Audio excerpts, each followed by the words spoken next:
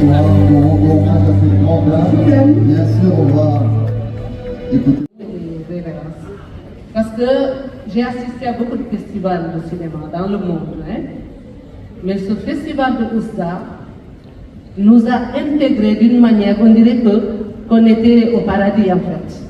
Parce que je me dis que c'est un paradis terrestre. Ils ont tellement bien organisé ce festival que vraiment, si on m'invite, je n'hésiterai pas de venir la prochaine fois. Le Maroc, c'est notre pays à nous tous, c'est-à-dire nous, Sénégalais. Surtout moi qui ai eu à grandir à Saint-Louis avec les Marocains.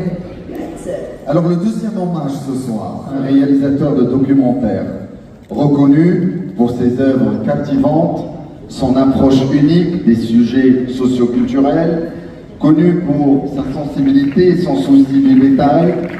Ses documentaires sont marqués par une approche humaniste, offrant souvent une perspective intime et authentique.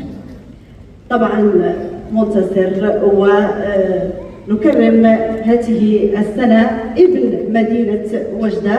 طبعا هو المنتج التنفيذي السابق بقناة الجزيرة الوثائقية والكاتب والمؤلف والحائز على والعديد من الجوائز فيما يخص الأفلام التي قام بإخراجها واللي كانت كتلمس مجموعة من المواضيع الاجتماعية السياسية وخاصة الإنسانية. دعونا نستقبل معكم ابن مدينة وجدة وأساطير الأستاذ محمد بالحاج.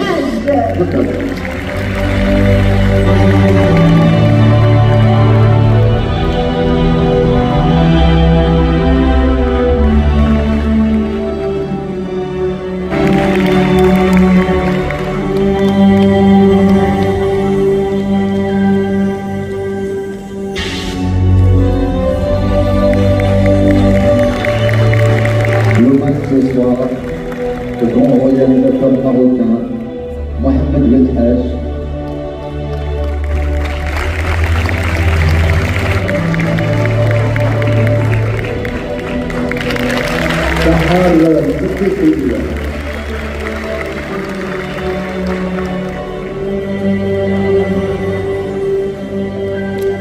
Et bien sûr,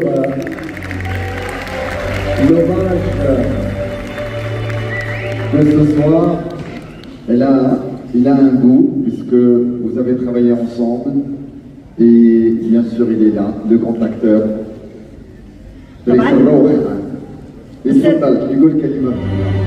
أستاذ الفنان الممثل والمخرج إدريس الروح، وهذه الشهادة في حق الفنانة سحر الصديقي.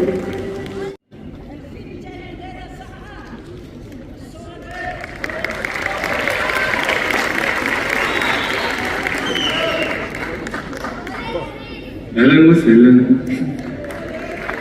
بارك الله عليكم. كيفاش تزغيت الساق العرب؟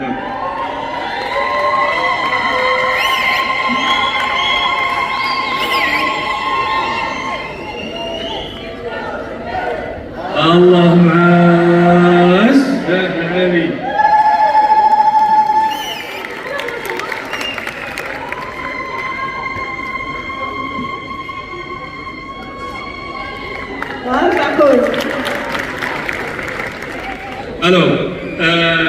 أولا سعيد جدا لإلقاء كلمة، ولكن في حق فنان رائع، مغني، ممثلة، ولكن إنسانة تلقائية اللي جمعت بزاف ديال الحوايج وشاركنا بزاف ديال الحوايج. وهذه الكلمة اللي غنقولها بصدق وبعفوية وبحب وبقلب كبير انها تستحق كل ذلك. كنشكر فعلا اداره المهرجان انها فكرت في فنانه مبدعه ورائعه اسمها سحر الصديقي. اراده، عزم، تصميم، هدف وعمل مستمر، وما تبقى رحله طويله تاخذها الى وجهات مختلفه من زمنها الذي تعيشه في دروبات الفن. هي العارفة بأهمية الإبداع والمجربة لذبذبات الصوت ونغمات الموسيقى، هي التي عاشت هزات وقساوة وتقلبات، لحظات بحلوها ومرها، بسكوتها وزبدها، بليلها الغارق في حلقة الحياة والمضيء كالنجوم في سماء الله الشاسع. إذا لتسليم درع التكريم أدعو أولا السيدة المديرة الجهوية لقطاع الثقافة، أيضا السيدة المديرة الجهوية لقطاع الشباب، والسيد المدير الجهوي لقطاع التواصل. هادشي حيت قلتي نجمة نجمة نجمة ثلاثة.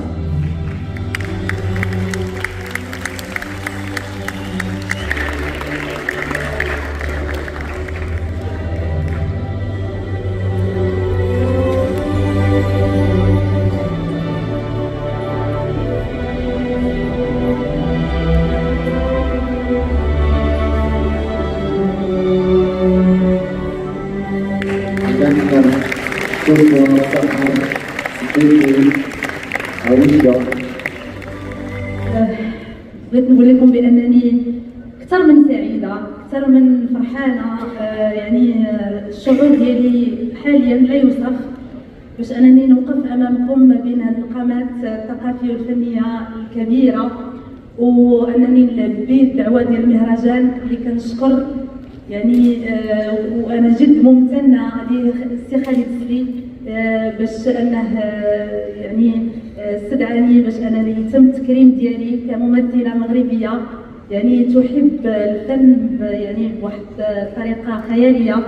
هذا التكريم كنعتبره ماشي تكريم فقط ليا، ولكن تكريم لكاع الفنانين والفنانات المغاربه اللي كيشتغلوا بشغف وبحب وبتفاني في هذا الميدان هذا اللي ماشي سهل، واللي كيديروا كل شيء باش يوصلوا الثقافه ديالنا المغربيه يعني في ابعد مدى. قبل ما تخرجوا ما تنساوش تابوناو في العشان وتابعونا على المواقع التواصل الاجتماعي.